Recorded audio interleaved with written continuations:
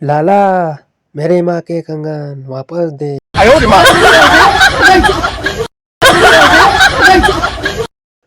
एकदा एक मुलगी खूप वर्षानंतर आपल्या नवऱ्याबरोबर एका बाईच्या घरी जाते. मुलीला बघून बाई लगेच बोलते, बाई, अगं तू तीच आहे ना, लहानपणी नाकात शेमूड आला की लगेच तुझा फ्रॉकला पुसायची. मुलगी, नाही काकू, मी ती आहे जिच्याकडून तुम्ही नवऱ्यापासून लपून बाजूच्या काकांना लव्ह लेटर द्यायला पाठवायचे. काकू बेशुद्ध.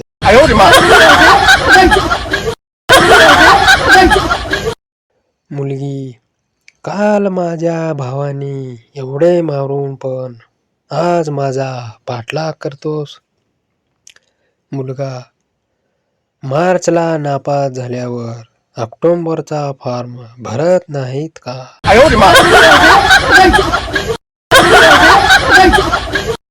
पहिल्यांदा मी वडिलांना विचारलं, बायकांच्या अंगात येतं हे खरे असेल का? त्यावर ते म्हणाले, बायकाच्या अंगात येत हे शक्य नाही. त्यांच्या अंगात असतंच पहिल्यापासून.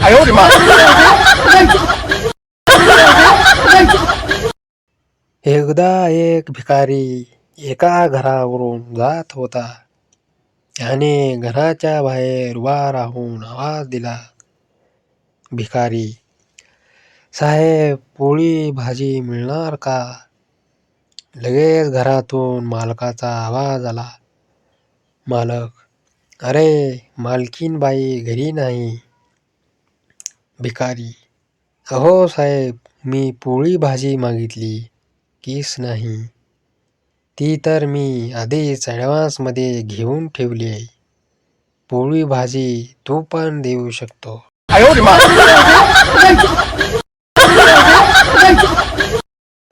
एकदा एक मुलगी खूप वर्षानंतर आपल्या नवऱ्याबरोबर एका बाईच्या घरी जाते.